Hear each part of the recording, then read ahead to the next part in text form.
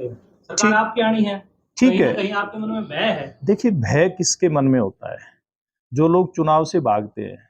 Bharatiya Janata party का प्रदेश नेतृत्व से लेकर के, देश के नेतृत्व से लेकर के बूथ का कार्यकर्ता मैदान में है। 10 के 10 कैंडिडेट मैदान में है। ये डर भारतीय जनता पार्टी नहीं रही है, डर तो कांग्रेस पार्टी रही है, जिसको ये नहीं सूझ रहा कि किस लोकसभा से किस प्रत्याशी को लेकर के आया जाए। चाहे वो नरेंद्र मोदी जी की सरकार की जो जनहित की लोकप्रिय योजनाएं हैं, उनका क्रियान्वयन हुआ है। उनके क्रियान्वयन से उनको डर लगता है कि आम जनता भारतीय जनता पार्टी के पक्ष में खड़ी है, या फिर उनको दूसरा डर उनकी अंदर खाते जो पार्टी के अंदर टूट है, राष्ट्रीय स्तर से लेकर के और प्रदेश स्तर और स्थानीय स्तर तक, और दूसरा तथाकथित इंडी अलायंस, उसके अंदर जिस प्रकार की घबराहट है, जिस प्रकार का डर है, तो डर उनके अंदर है, भारतीय जनता पार्टी के अंदर नहीं है। भारतीय जनता पार्टी तो केवल और केवल विकास के एजेंडे पे, जन कल्याण के एजेंडे पे, देश की आर्थिक स्थिति को मजबूत करने के एजेंडे पे अपने चुनाव को आगे बढ़ा रही थी। लेकिन ये तो काम कांग्रेस पार्टी ने शुरू किया, इंडी अलायंस ने शुरू किया। बराड़ साहब, युवा जो कहते हैं जी। कि जब देश का प्रधानमंत्री ऑनलाइन गेमिंग के लिए बच्चों को, युवाओं को प्रमोट करता है, तो देश किस दिशा में जा रहा है? जबकि युवाओं के लिए तो रोजगार एक महत्वपूर्ण मुद्दा है। युवाओं में इस विषय को लेकर रोष है। देखिए, नरेंद्र मोदी जी पिछले, जब वो मुख्यमंत्री थे उस समय की बात करें, या उनके प्रधानमंत्री के 2 टर्म के कार्यकाल की बात करें, नए आइडिया युवाओं को किस प्रकार से दिए जाएं, कैसे युवाओं को नई तकनीक के साथ जोड़ा जाए, इस बात का प्रयास उनका रहता है। और मैं समझता हूं कि जब दुनिया की सबसे बड़ी महामारी कोरोना दुनिया के अंदर फैली, तो एक नई तकनीक उनके नेतृत्व में आगे बढ़ी। वो पहले से थी, लेकिन जनता उसका उपयोग नहीं करती थी। आज हम वर्चुअल बैठकें कितनी करते हैं, काम कितना आसान हो गया है। नरेंद्र मोदी जी का फोकस केवल इन्हीं बातों के ऊपर है, युवाओं को भटकाने के लिए नहीं है, किसी को अटकाने के लिए नहीं है, उनको ठीक दिशा देने के लिए, और नई तकनीक के साथ जोड़ करके, जो दुनिया आज इतनी बड़ी होते हुए भी आपस में इतने मजबूती के साथ जुड़ी है नई तकनीक के माध्यम से, केवल उसको जोड़ करके उसके माध्यम से खुद का ज्ञानवर्धन करना और उसका उपयोग देश की तरक्की में और स्वयं की तरक्की के अंदर करना, इतना उनका मकसद रहता है। कांग्रेस या बीजेपी के लिए देखिए, भारतीय कि वोट करो किसी को भी दो। देखिए, ये बात मोदी जी आज नहीं कह रहे हैं, या कोई अन्य पार्टी का नेता आज नहीं कह रहा है। ये देश की जनता का, जागरूक जनता का मत सबसे बड़ा एक अधिकार है। इसी अधिकार के कारण से हमारे देश में प्रजातांत्रिक व्यवस्था, लोकतांत्रिक व्यवस्था मजबूत होती है। इसी व्यवस्था के चलते देश की जनता के मन के मुताबिक सरकारें चुनी जाती हैं, इसलिए बातें कही जाती हैं। हाँ, वो विश्लेषण का विषय है कि मतदान कम कहाँ हुआ, लेकिन और क्यों हुआ, लेकिन भारतीय जनता पार्टी के लिए कोई खतरा नहीं है। तो भी भारतीय जनता पार्टी के नेता के आदरणीय नाते मोदी जी कहते हैं, और एक छोटे से कार्यकर्ता के नाते मैं भी कहता हूं कि वोटिंग सबका अधिकार है, ज्यादा से ज्यादा वोटिंग करनी चाहिए। आपके उम्मीदवार ये कह रहे हैं प्रेस वार्ता की है जी, उसका मुख्य फोकस रहा है कांग्रेस का घोषणा पत्र जी, और आपने अपने करीब करीब 17-18 मिनट के संबोधन जब आप बोल रहे थे जी, उसमें 27 से 28 बार जी, मुस्लिम शब्द का प्रयोग किया है। जी, कांग्रेस के आला नेताओं का मैंने पढ़ा और वीडियो भी आया है कि उनके घोषणा पत्र में मुस्लिम शब्द नहीं है। अल्पसंख्यक जो शब्द है वो केवल मुस्लिम के लिए नहीं आता, वो दूसरे जैन है या वो दूसरों के लिए भी। आपका फोकस मुस्लिम पे और तुष्टिकरण पे ही क्यों? इसका मतलब आप कांग्रेस के घोषणा पत्र से डर गए और बार बार रेस्पॉन्स करनी पड़ी? देखिए, जनता के सामने सच्ची बात लेकर के आना, ये हम लोगों की जिम्मेवारी है। भारतीय जनता पार्टी देश की सबसे बड़ी पार्टी है। देश के अंदर सरकार भारतीय जनता पार्टी की है।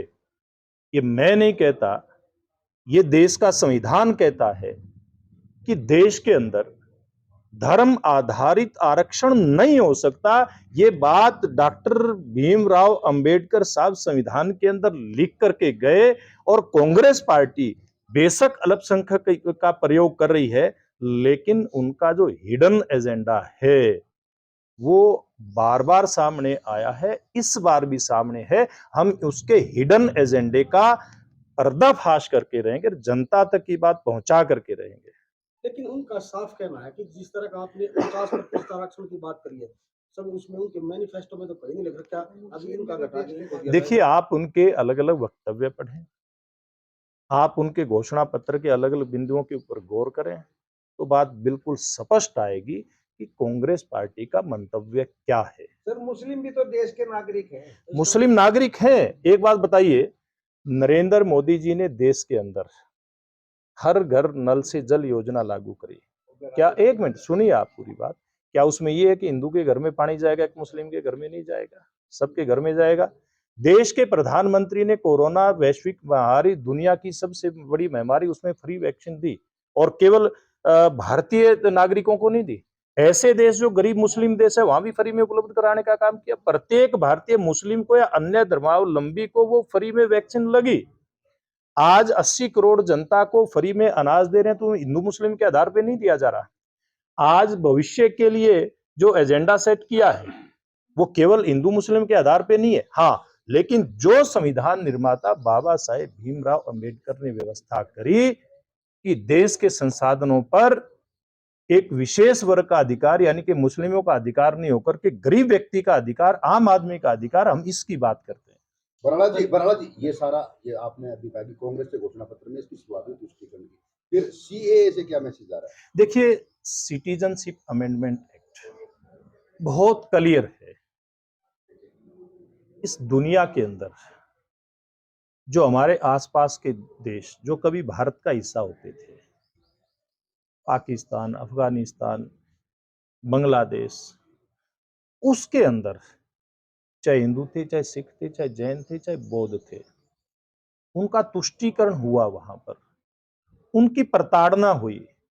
वहां पर बार बार जो सांप्रदायिक दंगे होते थे, इनको अपने परिवार वहां पर गंवाने पड़े, और वो इस डर के कारण से वो भारत के नागरिक बनना चाहते थे। भारत में आकर के उन लोगों ने शरण ली। दुनिया में केवल भारत ऐसा देश है जहां इन वर्गों के लोग अपने मन और मत के आधार पर रह सकते हैं, बेहतर नागरिक हो सकते हैं, और इसीलिए भारत में आकर के वो शरण लेते हैं। मुस्लिम समाज के लोगों के लिए तो वो देश, उनके देश सारी व्यवस्थाएं करते हैं। जब हमारे उस समय के अखंड भारत के नागरिक दूसरे देश के अंदर उनकी प्रताड़ना होती है, तो इस देश की जिम्मेवारी बनती है, नैतिक जिम्मेवारी बनती है कि जो भारत के अंदर वो नागरिक आए हैं उनको संरक्षण दिया जाए। ये बात इसलिए भारतीय जनता पार्टी ठोक बजा करके करती है। और ये सिटीजनशिप अमेंडमेंट एक्ट जो आया है, ये देश के प्रधानमंत्री भी कहते हैं, अमित शाह जी भी कहते हैं, इसको 100% लागू करने का काम और डंके की चोट पर लागू करने का काम भारतीय जनता पार्टी की सरकार भविष्य में करेगी। एक जी ग्रामीण क्षेत्रों में सीधा ये है बराड़ा जी, आपके जो मुसलमान इस देश में पहले रह रहे हैं वो आपका टारगेट है, और बाहर से मुसलमान वो उनको आप नागरिकता दे रहे हो। देखिए, आप शायद अपने विषय को स्पष्ट नहीं कर पाए। भारत का जो मुसलमान है वो भारत का नागरिक है। भारत के संविधान ने जो उनको अधिकार दिए हैं, नरेंद्र मोदी जी की सरकार ने उन अधिकारों का संरक्षण हो, उनको सुरक्षा मिले, इस बात को अपने एजेंडे में रखा, लेकिन तुष्टीकरण को नहीं रखा। तुष्टीकरण नहीं है भारतीय जनता पार्टी के एजेंडे में कहीं भी। जी। ये ग्रामीण क्षेत्रों में जी अपने कैंडिडेटों का विरोध हो रहा है जी, उसको लेके क्या? देखिए, वैसे मैं इसका जवाब दे सकता हूं, लेकिन इसको इसी पे केंद्रित रखें, इस एजेंडे के ऊपर तो अच्छा है। मैं आपको अलग से इस बात का जवाब भी दे दूंगा, लेकिन वो इसका हिस्सा नहीं हो तो फिर मैं उसको आपके सामने ब्रीफ भी कर सकता हूँ। लोकतांत्रिक व्यवस्था है, लोकतांत्रिक व्यवस्था में सबको अपनी बात कहने का अधिकार है। हमारे उम्मीदवार अपनी बात कहने के लिए जाते हैं, लेकिन कुछ हमारे भाई, किसान भाई भी उसमें हैं, लेकिन उसमें कुछ लोग राजनीतिक संरक्षण प्राप्त लोग भी हैं, सब तरह के लोग हैं उसमें। वो अपनी बात कहते हैं, लेकिन उनको अपनी बात एक सीमित दायरे के अंदर रखें, लोकतांत्रिक व्यवस्था के अंदर रखें तो अच्छा रहेगा। अब कोई समय नहीं है, अब कोई जो तत्कालिक मुद्दा है उसको लेकर के कोई बात नहीं हो रही है, ना बिजली को लेकर के कोई बात है, ना पानी को लेकर के कोई बात है, ना मंडी की व्यवस्था को लेकर के बात है, कहीं कोई बात नहीं है। ये सारी की व्यवस्थाएं सारी सुचारू रूप से चल रही है। उनकी कुछ इस प्रकार की जो मांगे हैं, जो आज के दिन कोई सुन करके पूरी तो कर नहीं सकता। इसलिए मेरा एक आग्रह है कि जब समय आएगा चुनाव के बाद रखें अपनी बात। नहीं बराला जी वो करेंगे कि हमें दिल्ली जाने के हमें देखिए, दिल्ली नहीं जाने दिया, हम मैं आपको गाँव में जाने दे रहे हैं। वो ये कह रहे हैं। मैं इसलिए कह रहा हूं कि इसके ऊपर हम अलग से भी एक प्रेस कर सकते हैं। आज मेरा एक आग्रह है आप लोगों से कि इसी के ऊपर केंद्रित रहो। उसी मुद्दे पे आते हैं। आपने कांग्रेस की घोषणा पत्र में बात जी। करी, मोदी सरकार के कामों जी। की बात करी। 2014 में मोदी सरकार का मुख्य मुद्दा महंगाई और बेरोजगारी था। जी। 10 साल में महंगाई और बेरोजगारी पर आप जी। कितना अंकुश लगा पाए? क्यों महंगाई बढ़ पाई? देखिए, कोई भी सरकार नहीं चाहती किसी भी रूप में महंगाई और बेरोजगारी को कोई बढ़ावा मिले। बहुत सारे ऐसे फैक्टर होते हैं जिनके कारण से महंगाई बढ़ती है। वो देश के भी मुद्दे ऐसे होते हैं, व्यवस्थाएं होती हैं, और देश से बाहर की यानी कि दुनिया की अंतर्राष्ट्रीय व्यवस्थाएं जिसको हम कहते हैं। लेकिन इतना बड़ा जो एक भयंकर त्राही का दौर रहा, कोरोना महामारी, वैश्विक महामारी, उस दौर से देश को निकाल करके लेकर के आना और महंगाई को अपेक्षाकृत कंट्रोल रखना। मैं एक बात दावे के साथ कहता हूं, अगर देश का नेतृत्व किसी और व्यक्ति के हाथ में होता तो महंगाई किस स्तर पे होती, इसका अंदाजा लगा करके व्यक्ति की, सामान्य व्यक्ति की रूह कांप उठती है। महंगाई को कंट्रोल में भी रखा और देश की अर्थव्यवस्था, जीडीपी 8% के आसपास देश की रहे। दुनिया की अर्थव्यवस्था और उनकी जीडीपी का हाल क्या हुआ? बड़े बड़े विकसित और विकासशील देश, उनकी अर्थव्यवस्थाएं भरभरा करके धराशायी हो गई। लेकिन नरेंद्र मोदी जी के नेतृत्व में देश की 125 करोड़ से ज्यादा जनसंख्या के पुरुषार्थ के कारण से आज हमारे देश की जीडीपी भी मजबूत है और हम हर प्रकार से महंगाई और बेरोजगारी को कंट्रोल करने की स्थिति में है। आज देश का जो आधारभूत ढांचा मजबूत हुआ है, आपके जींद के अंदर से ही कितने नेशनल और express highway, super express highway, green field express way अब आप आपके गुजरते हैं। नहीं, मैं लोग राष्ट्रीय है, जींद में आ गए ना। मैं राष्ट्रीय मुद्दे की बात कर रहा हूं। आपने बेरोजगारी की बात करी, आप सुनोगे तो आपको ध्यान में आएगा इनके कारण से कितने रोजगारों का सृजन होता है।